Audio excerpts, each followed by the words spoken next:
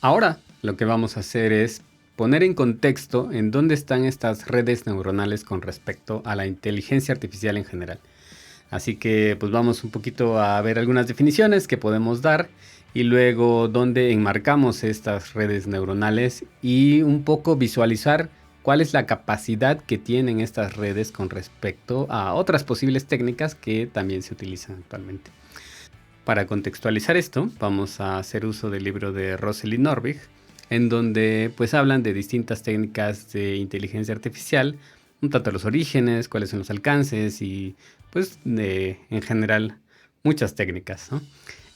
Solo lo vamos a utilizar para poner algunas definiciones sobre la mesa y comentar acerca de estas definiciones de inteligencia artificial. Mi recomendación es que pues ustedes revisen todo el capítulo 1 para que tengan una idea más general de pues toda la inteligencia artificial. Entonces, bueno, vayamos directo ya a algunas definiciones que podemos encontrar.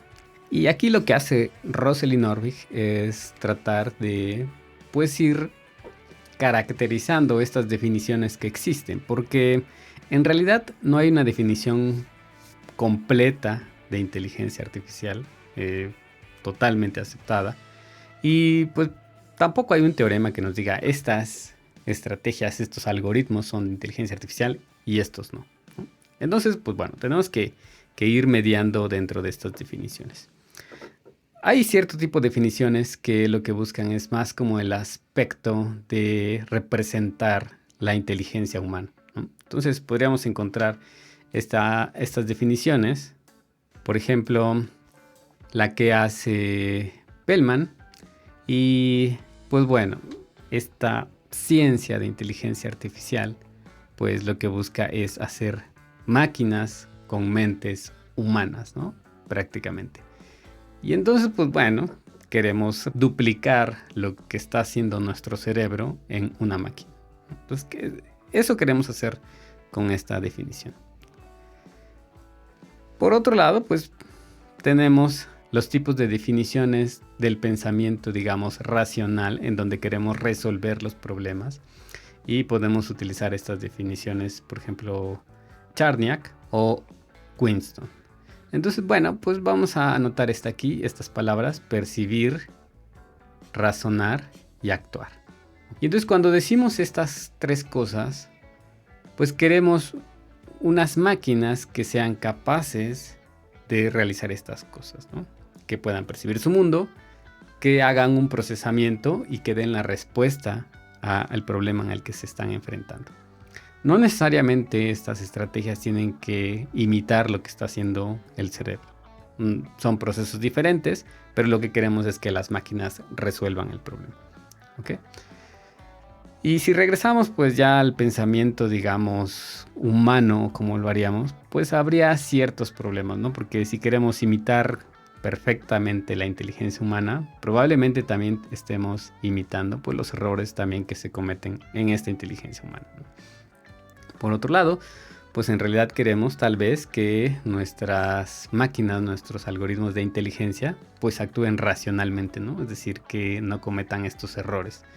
Pero bueno, pues entonces ya serían estrategias aparte, ¿no? Tal vez no tiene nada que ver con cómo es el pensamiento humano.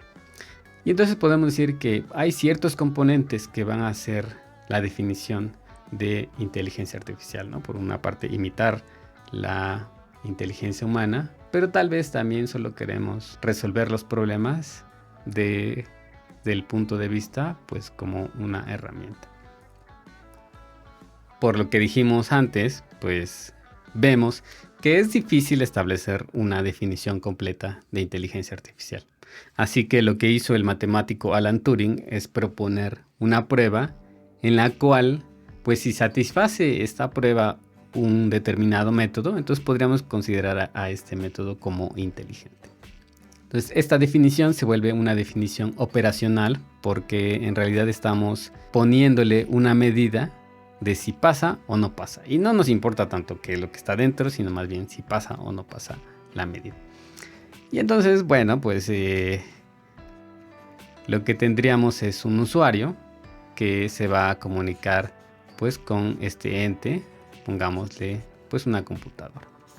Entonces estos dos entes están separados y pues solo se comunican tal vez a través de la emisión de ciertos mensajes, ¿no? Tal vez un chat, algo por el estilo, o tal vez incluso se están mandando cartas, o bueno, un mecanismo en el cual no están directamente en observación uno con el otro.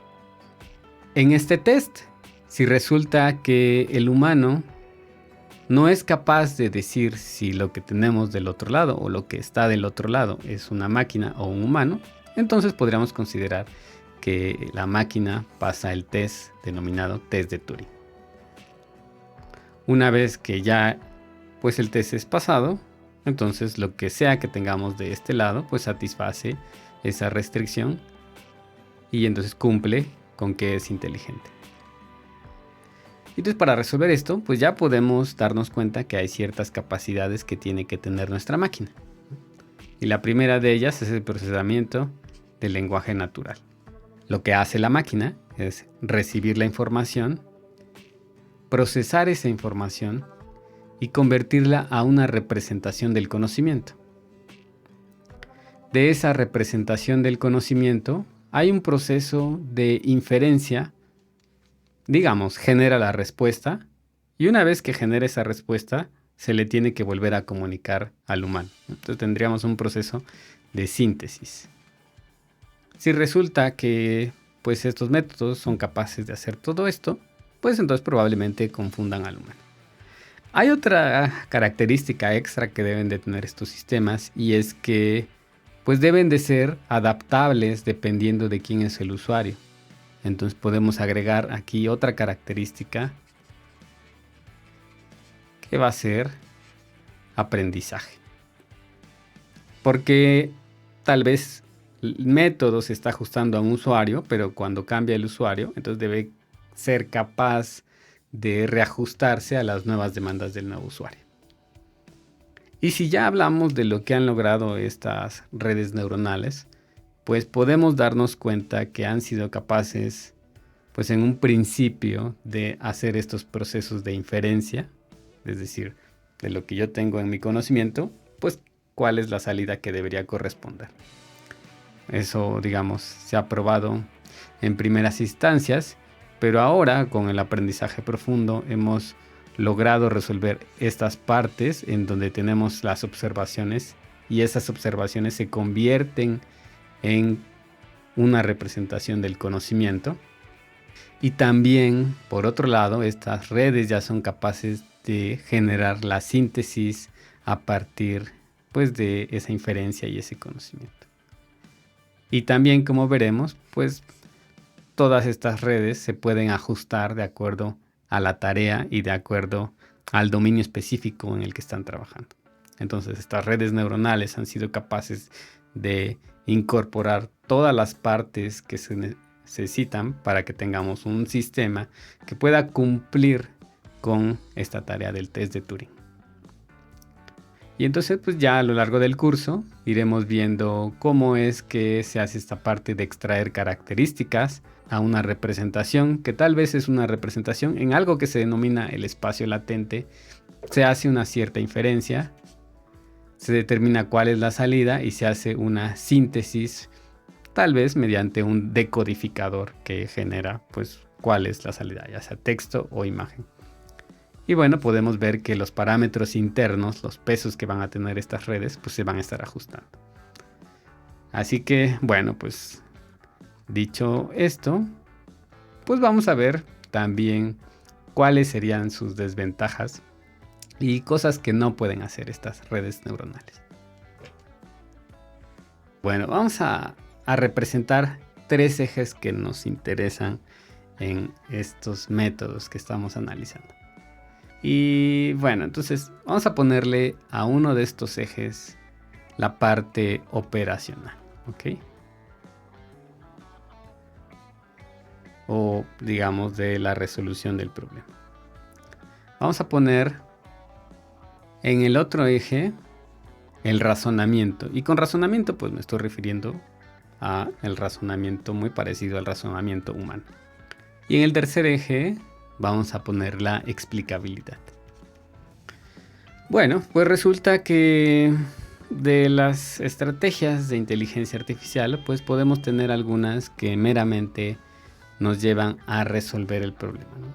Cuando se satisface la tarea o no se satisface la tarea. Y ahí podríamos tal vez hablar, por ejemplo, de tareas como controlar, tareas como tal vez jugar, tal vez como seleccionar, etcétera, ¿no? Todas estas tareas que podemos resolver y que nos importa el resultado en sí. Y cuando hablamos de razonamiento, pues estaremos hablando, por ejemplo, del conocimiento, de representar ese conocimiento. Estaremos pensando en procesos de inferencia y estaremos pensando ya, digamos, bastante alejado de este centro, en una conciencia, ¿ok? Y después tendríamos pues la explicabilidad, es decir, podemos dar garantías de en qué casos funcionan estas técnicas y en qué casos no funcionan y pues cómo las podemos mejorar, o sea, ser precisos en estas caracterizaciones de estos métodos, es decir, si conocemos lo que está internamente perfectamente y lo podemos explicar, entonces podemos garantizar su funcionamiento. Ok, entonces pensemos en todas estas cosas que forman parte de los métodos de inteligencia artificial y pues resulta que las redes neuronales que vamos a estar estudiando son muy buenas para esta parte de resolver, para la parte operacional, es decir, la red neuronal va a ser capaz de reconocer una persona, va a ser capaz de controlar un vehículo, va a ser capaz de generar una nueva imagen, son muy buenas para esto. Sin embargo, pues bueno, ya representar el conocimiento, hacer estos procesos de inferencia y todavía generar una conciencia, pues parece que no, ¿no? Al momento, pues no. Entonces, más bien están como en esta parte. Y también si queremos la parte de garantizar estos resultados, ¿no? Que tan explicables son, pues bueno, también se van a ver limitadas, ¿no? Va a haber unos casos en los que sí funcionen perfectamente y otros casos en los que, bueno, no sabemos todavía qué le está fallando para poder mejorarlas, ¿no? Entonces podríamos decir que pues nuestras estrategias de inteligencia artificial van a estar, digamos, hacia esta parte, en donde son muy buenas para resolver los problemas, pero pues tal vez generar una conciencia en sí y garantizar el funcionamiento para todos los casos, pues bueno, todavía no se ha alcanzado. Y bueno, hay líneas de investigación para eso, ¿no? Bueno, después de todo lo que acabamos de ver, podemos resumir que estas redes neuronales son unas herramientas de inteligencia artificial que nos van a permitir resolver problemas computacionales. Van a ser muy efectivas, pero tal vez no alcancen la parte de conciencia o de ser completamente explicables para todos los problemas. Así que, pues bueno, nos va a interesar muchísimo esta parte de cómo entrenarlas para resolver efectivamente ciertos problemas y para hacer muchísimas otras aplicaciones. Así que, pues vamos a continuar.